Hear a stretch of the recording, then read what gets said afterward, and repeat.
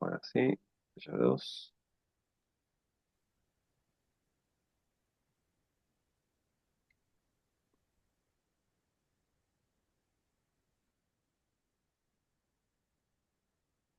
Bueno, ahí se ve. No, Perfecto. todavía. Ajá. Bueno, ahí. Ahí sí, Tiene que estar perfecto, viendo pero completo, ¿no? completa. Muy Sí. bien, Sí, muy bien, muy bien. Bueno,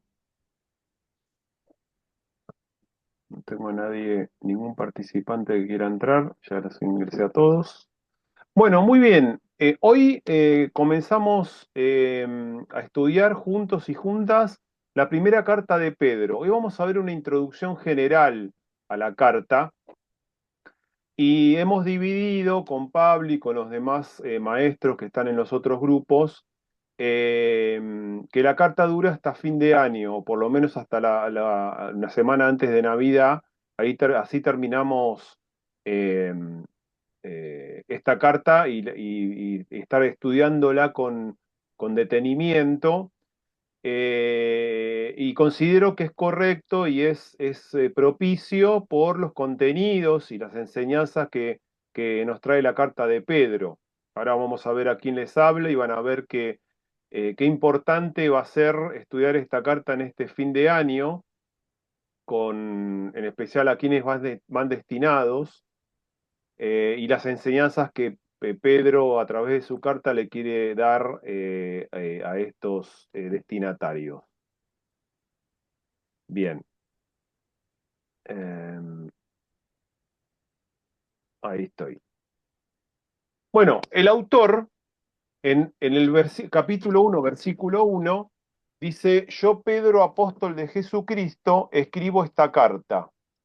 Y en el capítulo 5, versículo 1, también soy un anciano y testigo de los sufrimientos de Cristo, y yo también voy a participar de su gloria cuando Él sea revelado a todo el mundo. Bueno, acá directamente no hay muchas dudas sobre la autoría. Ya en el primer versículo nos indica que esta carta en principio fue escrita por el apóstol de Jesucristo Pedro, personaje conocido, pero vamos a hablar un poquito sobre Pedro, o vamos a estar indicando algunas cuestiones. La primera es que, por ejemplo, Mateo, en el capítulo 16, del 16 al 17, allí está Pedro siendo el primero que reconoce a Jesucristo como el Mesías, como el ungido de Dios. Simón Pedro contestó: Tú eres el Mesías, el Hijo del Dios viviente. Y Jesús respondió: Bendito eres, Simón. Simón quiere decir quien escucha. Simón o el que escucha. Bendito eres, Simón, hijo de Juan. En griego, Simón Bar Jonás, hijo de Jonás, porque mi Padre, que está en el cielo, te lo ha revelado. No lo aprendiste de ningún ser humano. Bueno, él fue el primero que reconoce dentro de los discípulos a Jesús como el Mesías. Y en el capítulo 1 de Juan, capítulo 1, versículo 40 y 42, ahí tenemos el primer contacto que tiene Pedro con Jesús. Andrés, hermano de Simón Pedro, era uno de estos hombres que, al oír lo que Juan dijo, bueno, ahí hay una tradición de que tanto Simón, después llamado Pedro, y su hermano Andrés eran seguidores, o por lo menos oidores de Juan el Bautista. A ese Juan se está refiriendo. Y cuando Juan el Bautista tiene un contacto con Jesús y le bautiza, ahí Andrés y Simón Pedro se contactan con Jesús, le empezaron a seguir. Dice el versículo 42 de Juan capítulo 1: Luego Andrés llevó a Simón, su hermano, para que conociera a Jesús. Jesús miró fijamente a Simón y le dijo, tu nombre es Simón, hijo de Juan, pero te llamarás Cefas, que en griego es Pedro o roca, serás la roca. Y el otro dato que tenemos de Juan dentro de los evangelios está en el versículo 44 de Juan capítulo 1. Felipe era de Betsaida, dice el versículo, el pueblo natán de Andrés y de Pedro. Ahí tenemos otro dato sobre Pedro, que era originario de Betsaida y que era hijo de Juan o hijo de Jonás. Bueno, ahí vamos a ver ahí tenemos el mar de Galilea, tenemos el mapa de eh, eh, la Palestina de la época de Jesús. Al sur está Jerusalén, Jerusalén. Al norte, norte, norte está Betsaida, ¿eh? Que era un pueblito costero del mar de Galilea. Ahí nace Andrés y su hermano Pedro. Y es en esa zona, en Galilea, en donde Jesús desarrolla mucha de su actividad como Mesías, como Hijo de Dios. Hubo muchas señales que lo hemos visto un poquito en el Evangelio de Juan, de San Juan, en especial en la zona de Capernaum. Bueno, como pequeño recreito vamos a ver cómo fue representado Pedro. Hay muchas representaciones de Pedro, yo elegí algunas. Bueno, se llama San Pedro en Lágrimas, de un pintor nacido en Grecia, pero desarrolló su actividad en España, especialmente en Toledo. Es un cuadro de 1587 a 1596 y está precisamente en Toledo. Y el autor se llama El Greco, se llamaba Domenico Teocópuli, era apellido griego, pero en España le llamaban El Greco, desarrolló toda su actividad artística en España, y esta es una representación de San Pedro en lágrimas. Después tenemos Esto, una, sí, perdón, pero fue uno de los encuentros más extraordinarios que tuve con esta pintura en vivo. Pedí solamente ir al Museo del Greco y se en llama La Toledo. Lágrima porque ¿se acuerdan que lloró amargamente después de haber negado al Señor según Juan? Dice amargamente. Y si uno se acerca a este cuadro, que es impresionante, la lágrima, Greco la hizo de una manera tan perfecta que parece que sobresale del cuadro. Parece que uno está ante el cuadro y sobresale la lágrima. Está llorando. Perdón, ese no. No, no, está Sí. buenísimo, está buenísimo. Gracias. Bueno, este es un mural, no es un cuadro, está pintado sobre una pared en los museos vaticanos, en una capilla que hay allí. Es la crucifixión de San Pedro. Según la tradición de varios padres de la iglesia, Pedro fue crucificado boca abajo o cabeza abajo en Roma. Esta es una representación de ese evento por el muy conocido Miguel Ángel, aproximadamente en 1550. Y hay otra representación de la crucifixión de San Pedro de uno de los pintores que a mí me gustan muchísimo, que es Caravaggio, en el año 1601, y está en la Basílica de Santa María en Roma, que también indica que Pedro fue en Roma crucificado, martirizado, cabeza abajo. Y después hay representaciones en las películas, varias películas, elegí tres. Esta es una escena de Jesús y Pedro, de la película Jesús de Nazaret, del director Franco Sefirelli. Después tenemos una escena en donde está Pedro. Pedro está a la izquierda, a la derecha está Judas y en el centro Jesús, en la película La Última Tentación de Cristo de Martin Scorsese.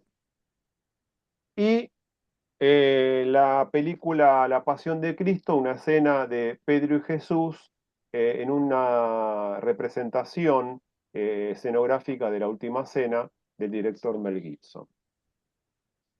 Bueno, muy bien. Habíamos dicho que Pedro había sido el autor, pero para muchos comentaristas, hay una coautoría, o hay un ayudante por lo menos, ¿no? Por lo menos hay un ayudante.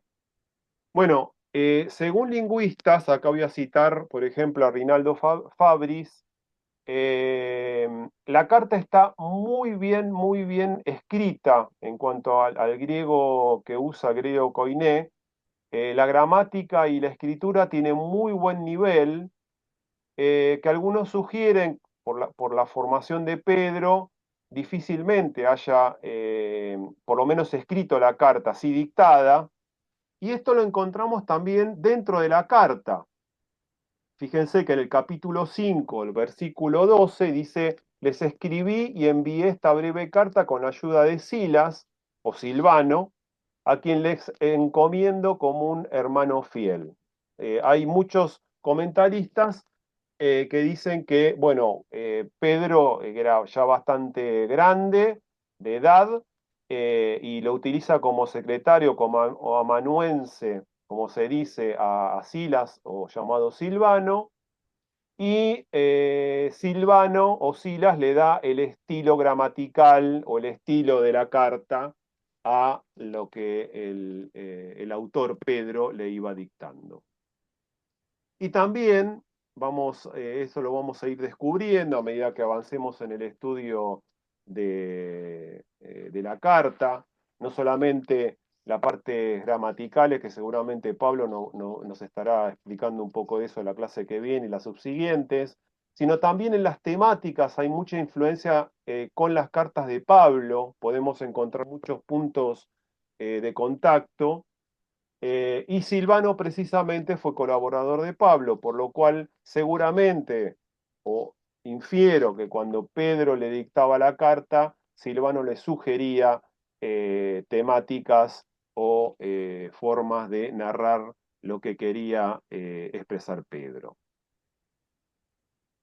Bueno, ¿quién era Silvano?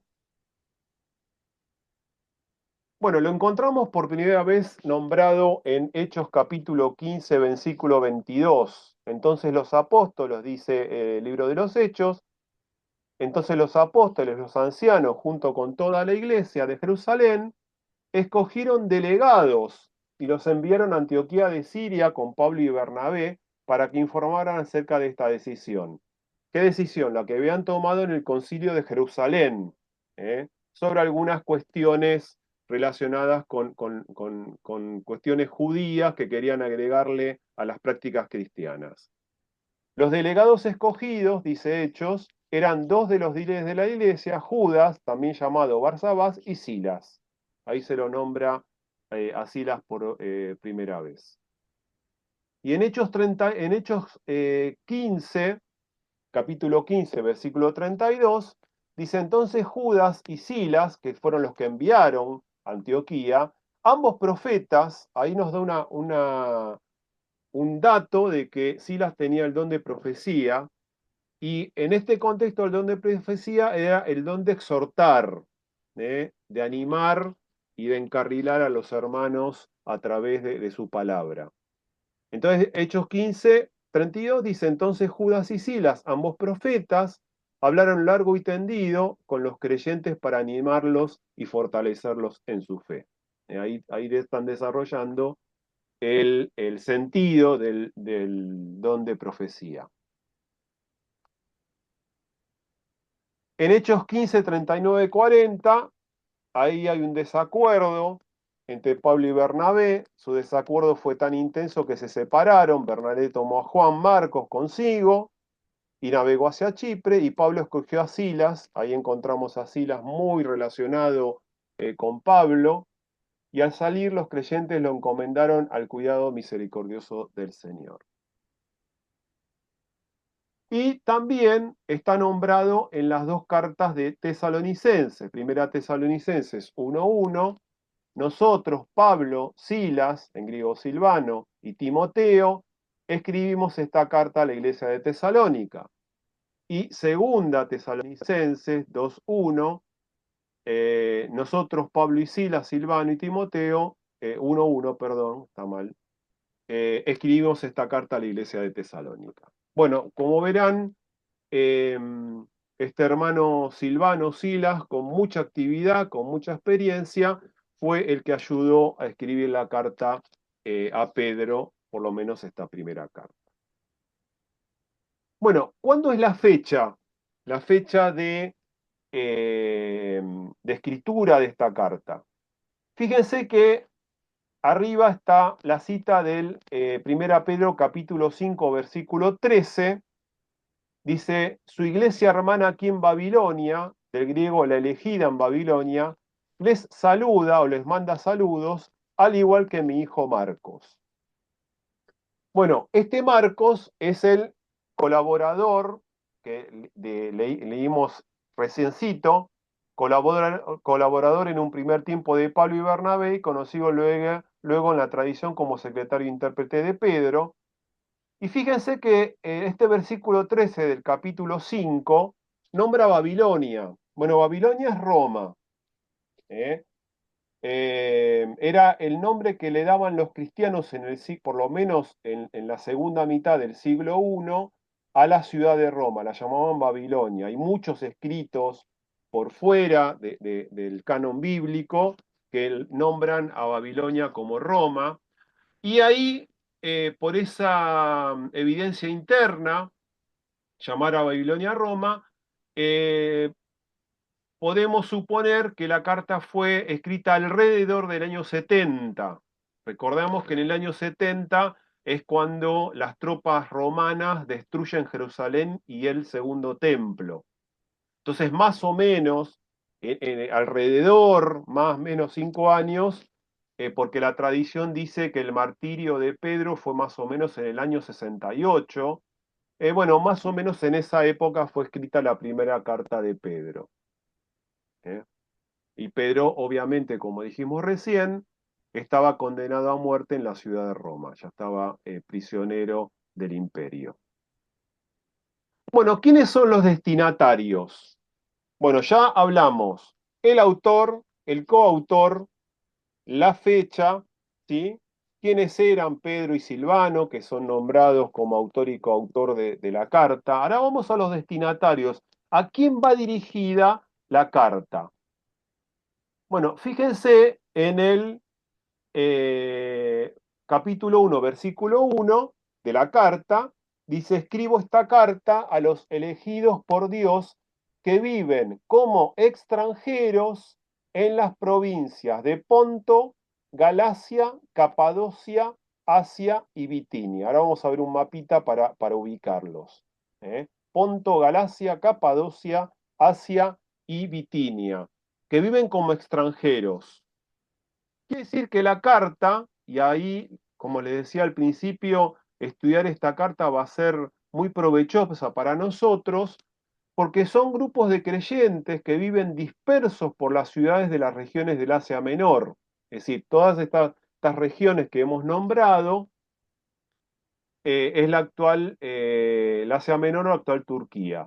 Pablo levantó la mano. Adelante, Pablo. Quería hacer una aclaración, a ver si se comprende la extensión, sobre todo de los destinatarios. Todos recordamos las 7 iglesias, el recorrido de las 7 iglesias del Apocalipsis. El número 7 es un número que Juan utiliza en Apocalipsis en reiteradas oportunidades y que en la Biblia misma se utiliza. Pero hay otro número dentro de lo que es el simbolismo judaico importante, que es el número 5, que es el número de una plenitud.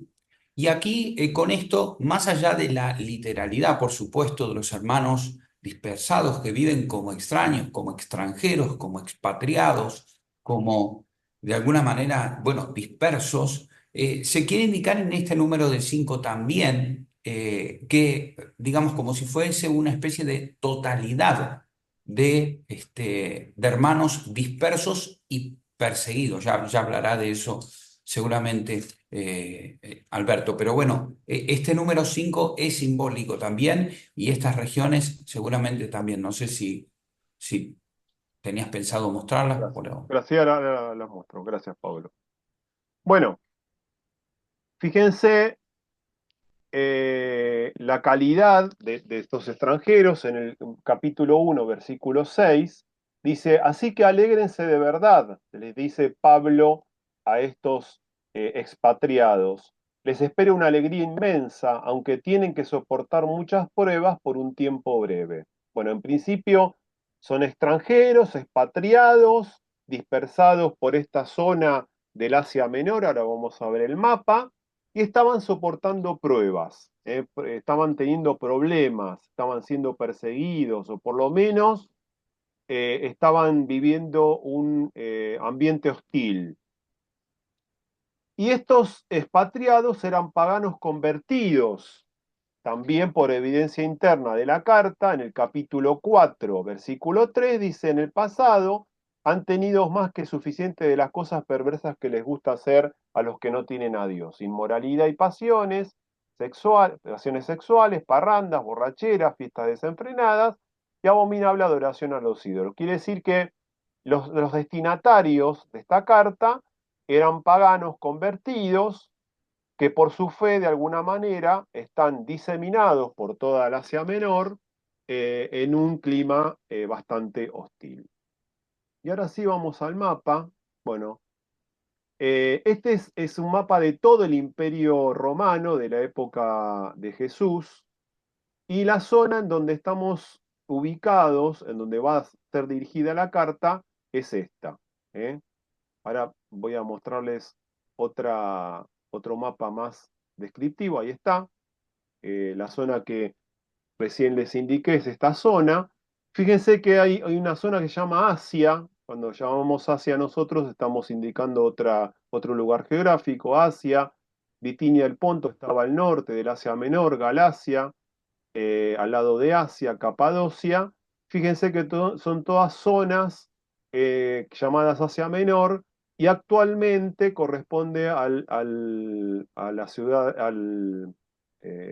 a Turquía, pertenece a Turquía, toda esta zona. Asia, Bitinia y Ponto, Galacia y Capadocia. Bueno, hemos visto los autores, hemos visto un poquito sobre Pedro y Silvano o Silas. Hemos visto la fecha que se escribió, quiénes son los destinatarios.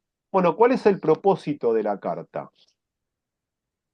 Bueno, evidentemente el propósito de la carta es un propósito pastoral. Cuando hablo de propósito, es lo que Pedro quiere conseguir o Pedro lo que les indica a los destinatarios, el propósito pastoral, un propósito pastoral de cuidado, de contención a todos estos expatriados o diseminados en todo ese lugar llamado Asia Menor. Fíjense en capítulo 5, versículo 12, capítulo 5, versículo 12, dice, mi propósito al escribirles es alentarlos y asegurarles que lo que están atravesando es en verdad parte de la gracia de Dios para ustedes. Manténganse firmes en esta gracia. Bueno, en su momento lo vamos a estar desarrollando.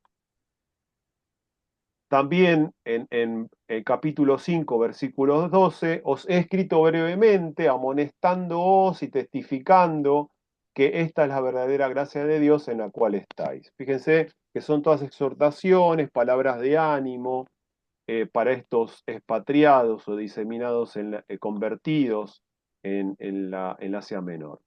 Es decir, que la carta tiene una finalidad exhortativa para consolidar la adhesión de estos hermanos convertidos a la fe. Por eso les decía al principio que va a venir muy bien en este fin de año o en este último tramo del año estar estudiando esta carta. Bueno, ¿cómo o de qué manera, esto vamos a pasarlo un poquito más rápido, de qué manera Pedro arma su discurso, el discurso de la carta? Obviamente el formato es carta, pero hay todo un discurso, una argumentación dentro de la carta, y evidentemente hay en Pedro muchas citas explícitas del Antiguo Testamento. En capítulo 1, versículo 24, capítulo 2, versículo 6, capítulo 3, en el capítulo 5. Es decir, hay citas literales del Antiguo Testamento que después en su momento vamos a ver cuál fue la fuente, qué fuente tenía Pedro para poder citar al Antiguo Testamento. Y además, hay por lo menos 11 alusiones, especialmente a Salmos o a libros del Éxodo, Levítico y Proverbios. Dentro de esas citas del Antiguo Testamento, hay citas de los Salmos, hay citas del Éxodo, del Levítico y de Proverbios, que Pedro las va a utilizar para reafirmar su argumentación, su exhortación a estos hermanos que están expatriados en el Asia Menor. Bueno, les voy a dar algunos ejemplos. Ahí tienen un cuadrito. Por ejemplo, en el capítulo 1 cita textualmente Isaías 40. Los seres humanos son como la hierba, su belleza es como la flor del campo. La hierba se seca y la flor se marchita, pero la palabra de Dios permanece para siempre. En el capítulo 2, versículo 6, cita Isaías 28, 16. Pongo en Jerusalén o pongo en Sión una piedra principal, elegida para gran honra, y todo el que confíe en él jamás será avergonzado. En el capítulo 2 también cita un salmo, el Salmo 118, seguidamente cita Isaías 8:14. También en el capítulo 2, que hay muchas citas, cita al profeta Oseas en el capítulo 1 y en el capítulo 2. También Isaías 53. En el capítulo 3 cita a un salmo, el Salmo 34. En el capítulo 4 cita a un proverbio, el Proverbios 11. Y en el capítulo 5, el Proverbio 3. Bueno, en su momento lo vamos a estar viendo detenidamente y con dedicación, viendo qué fuente utilizó Pedro y cómo reafirma la argumentación que Pedro está desarrollando en cada capítulo al utilizar citas del Antiguo Testamento. Bueno, vamos a describir ahora cómo está organizada la carta. Obviamente estas cartas uno las puede subdividir de diversas maneras, pero como una primera aproximación podemos tener esta división. Bueno, hay una apertura de la carta, que es lo que vamos a estar estudiando la semana que viene, capítulo 1, versículo 1 y 2, que ya de entrada es jugosísimo y muy profundo estos dos versículos. Después hay una oración de bendición, capítulo 1, del versículo 3 al 12, y ahí aparecen temas que nos van a servir para poder sobrellevar este fin de año. Habla de la esperanza viva, habla de las pruebas de la fe y habla de la salvación futura. También en el capítulo 1, versículo 3 hasta el 2:10, la esperanza avanzada en Jesucristo. Segunda parte del capítulo 2 y primera parte del capítulo 3, vivir como cristianos en las diversas situaciones. Y segunda parte del capítulo 3 hasta el final, perseverancia y testimonio cristiano en las pruebas. ¿Eh? Bueno, esto es una división que después lo vamos a estar refrescando y cada parte la vamos a estar desarrollando con detenimiento.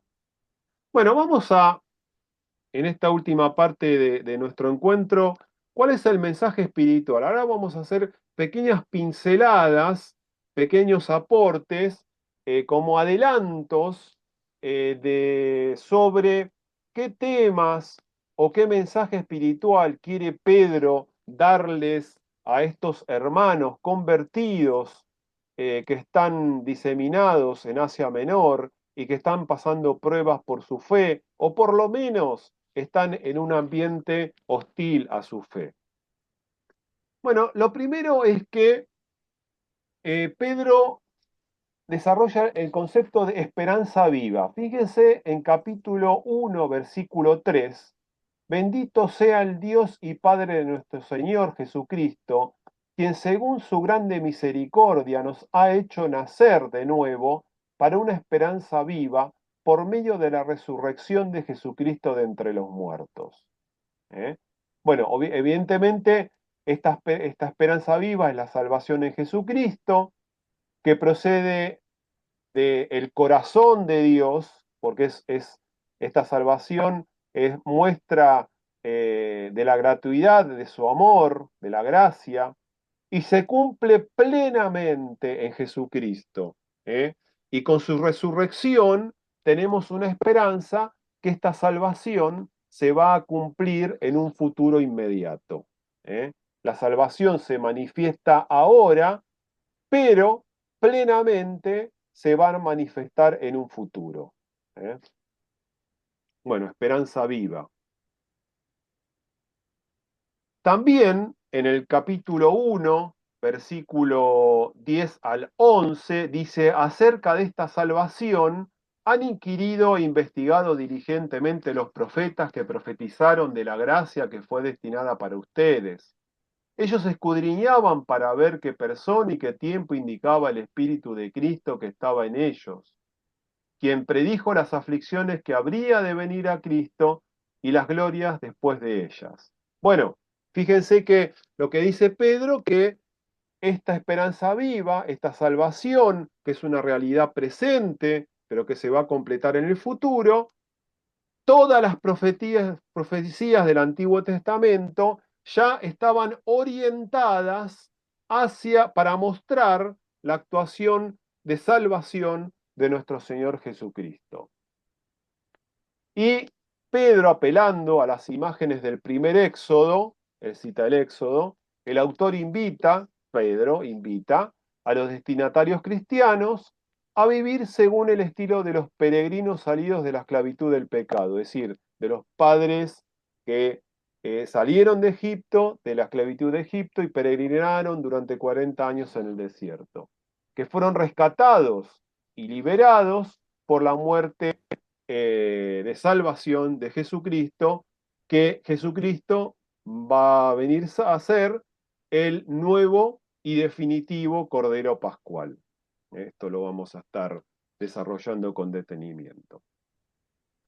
También Pedro en su carta desarrolla el concepto de Cristo como siervo fiel. Fíjense en el capítulo 1, versículo 10 al 14, 10 y 14, fíjense que está separado por un paréntesis con 3 puntitos. Siervos, versículo 10, siervos estén sujetos con todo respeto a sus amos, no solamente a los que son buenos y comprensivos, sino también a los severos. Me parece que está mal el capítulo me parece que es el capítulo 4 o 5.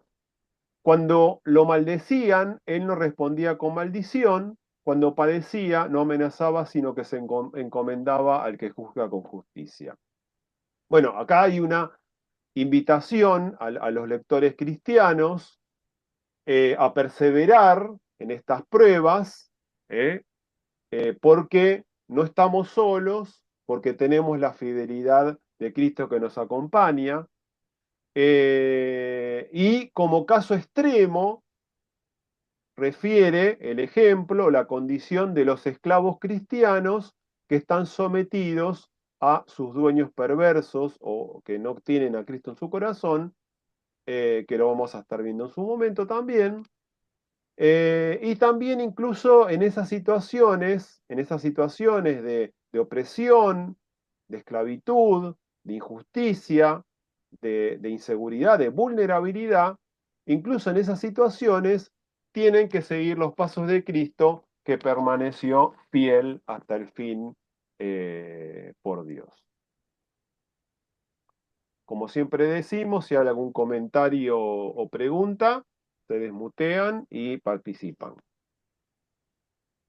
Después el otro tema que vamos a estar desarrollando es el amor activo o la respuesta del amor activo. En el capítulo 3, versículos 17 y 18, dice, porque es mejor que padezcan haciendo el bien, si la voluntad de Dios así lo quiere, que haciendo el mal.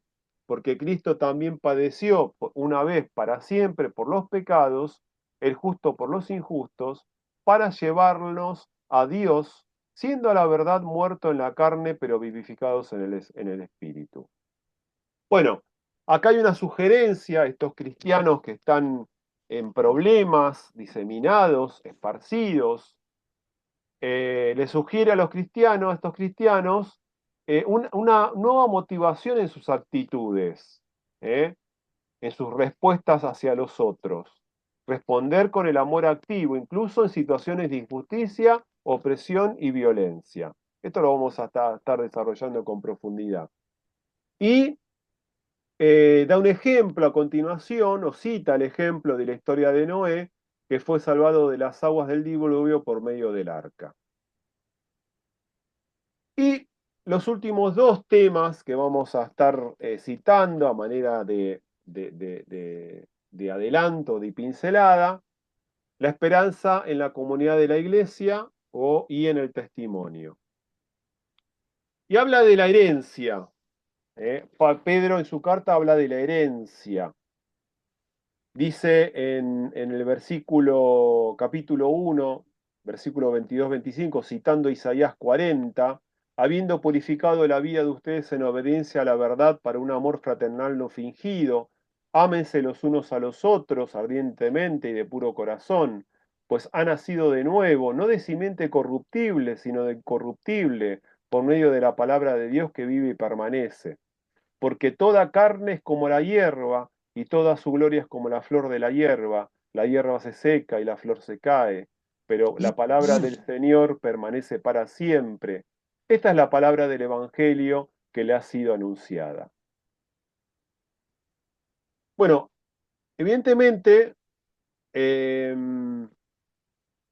Pedro está hablando de una herencia futura, el concepto de herencia, de una herencia futura, que empezó a desarrollarse o a realizarse ahora, pero tiene un camino que se va a consolidar hacia adelante, hacia el futuro, a través de la experiencia de la iglesia o a través de la experiencia de la comunidad.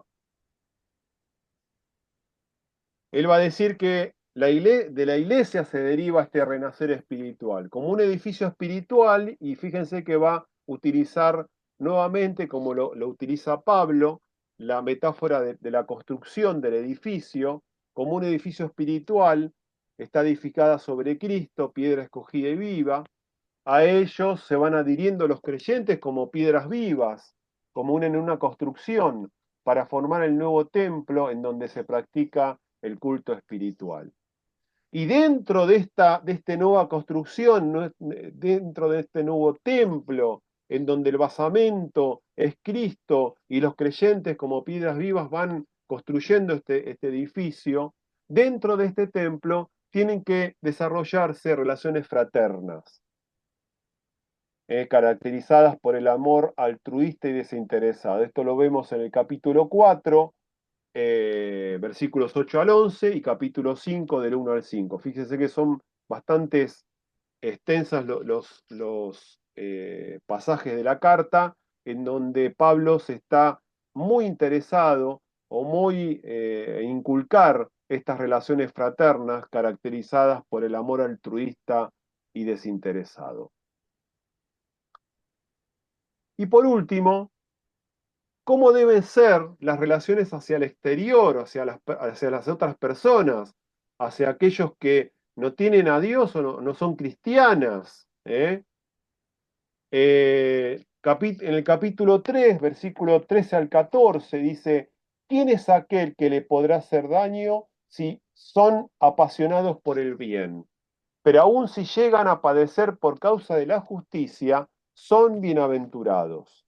Por tanto, no tengan miedo por temor de ellos, ni sean turbados. Bueno, evidentemente, Pedro eh, está describiendo, ¿no?, el ambiente en donde estos cristianos se están desarrollando, el ambiente exterior, y Pedro les pide que sean valientes y coherentes con lo que creen. Sean valientes y coherentes con lo que creen.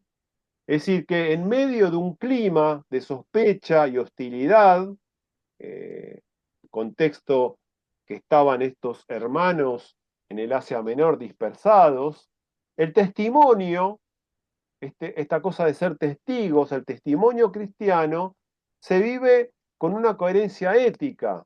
hacer el bien, hacer el bien, que desmonta las prevenciones y los recelos del ambiente. Es decir, va a desarticular cualquier situación de violencia.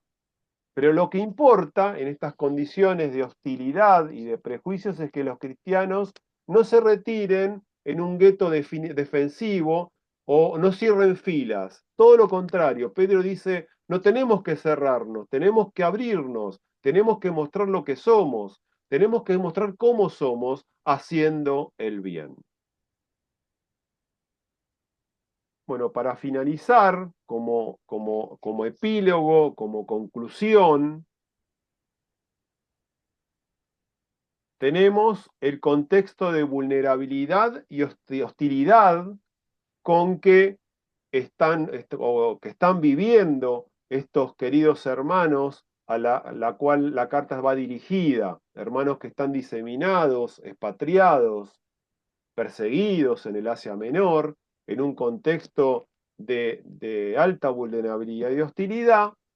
Pedro les va a estar dando ánimo, les va a estar exhortando, explicándoles que tenemos una esperanza viva, que nuestra salvación es presente, pero también es futura, y ahí ingresa el concepto de la herencia. ¿Eh? Disfrutamos de la salvación actualmente, pero se va a consolidar en un futuro, se va a completar en un futuro. Que a pesar de estar en un contexto de vulnerabilidad y hostilidad, dentro de la comunidad de fe, dentro de la iglesia, dentro de la congregación, nuestra convivencia tiene que ser fraterna, y esto evidentemente lo van a estar viendo aquellos que no son cristianos, pero para aquellos que no son cristianos, nuestro testimonio, Pedro dice, tenemos que ser testigos en público haciendo el bien. ¿Eh? Tenemos que ser testigos en público haciendo el bien. Contexto vulnerable, esperanza viva, salvación presente y futura, convivencia fraterna dentro de la iglesia y ser testigos hacia afuera haciendo el bien y mostrando un testimonio acorde a lo que somos cristianos. Bueno, muy bien, voy a dejar de compartir.